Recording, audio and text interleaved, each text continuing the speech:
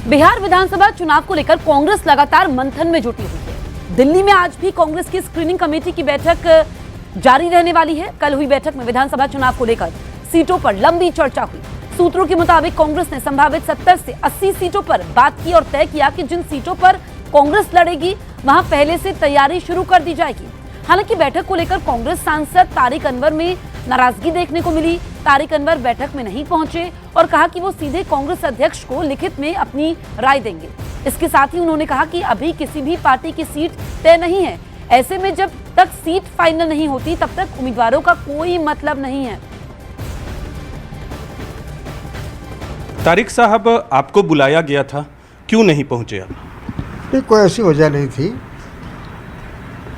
चूँकि जिनको कहना अपनी बात वो लोग तो गए थे, मुझे कोई ऐसी बात नहीं थी। मेरे पास कुछ कहने के लिए नहीं था। हमने ये कह दिया था कि जो पार्टी हाईकमांड तय करेगा उसको हम मानेंगे। लेकिन आप पार्टी के सांसद हैं, बिहार में बड़े नेताओं में आपका नाम आता है कांग्रेस के, तो उसमें बिहार विधानसभा चुनाव से जुड़ी कोई भी बात ऐसी नहीं है जो आप पार्टी को आने वाले विधानसभा चुनाव में जीत के लिए राय देना चाहते हैं, अपना सुझाव देना चाहते हैं? वो करेंगे, वो समय आएगा तो वो भी बताएंगे। और अभी तो कैंपेन वगैरह शुरू नहीं हुआ है।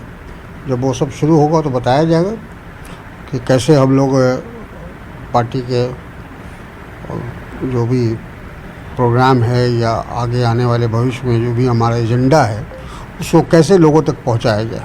आपको बुलाया गया था, क्यों नहीं पहुंचे आप? नहीं, कोई ऐसी वजह नहीं थी। चूँकि जिनको कहना अपनी बात वो लोग तो गए थे, मुझे कोई ऐसी बात नहीं थी। मेरे पास कुछ कहने के लिए नहीं था। कथावाचक पंडित धीरेन्द्र शास्त्री ने एक बार फिर से मंदिर, मस्जिद और गिरजाघरों में राष्ट्रगान करवाए जाने की हुंकार भरी है। बाबा बागेश्वर के ऐलान से पप्पू यादव बौखला गए हैं। पप्पू यादव ने बाबा बागेश्वर को देश विरोधी बताते हुए उन्हें पाकिस्तान भेजने की बात कही। उन्होंने बाबा बागेश्वर को डायनामाइट वाली धमकी तक दे दी।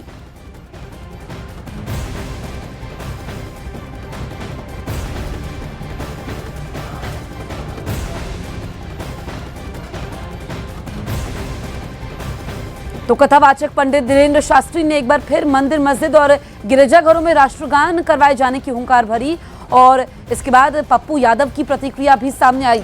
पप्पू यादव ने बाबा बागेश्वर को देश विरोधी बताया, उन्हें पाकिस्तान भेजने की बात कही। उन्होंने बाबा बागेश्वर को डायनामाइट वाली धमकी दे दी।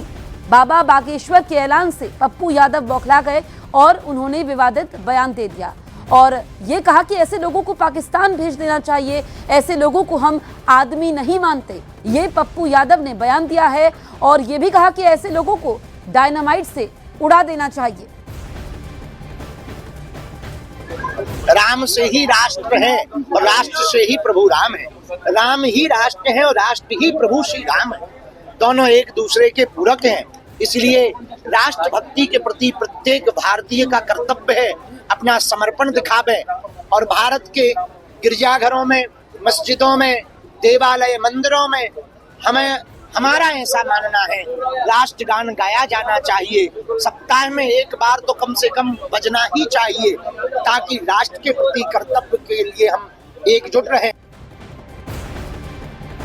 1 लाख धीरेन्द्र पैदा लेगा ना, इसको हम आदमी नहीं मानते, एनिमल मानते हैं। इसलिए ये लोग एंटी नेशन, इन लोगों को पाकिस्तान, बांग्लादेश, नेपाल भेज देना चाहिए, जहाँ पर लोकतंत्र को बचाना है और सनातन को जिंदा करना है। तो इन लोगों को डायनामाइट लगा करके ऐसे लोगों को शरीर में, ताकि सनातन हमारा जिंदा रहे, दुनिया में सनातन पर खतरा नहीं हो, इसके लिए पाकिस्तान इन लोगों को भेजना, इन लोगों को शहीद होना जरूरी है।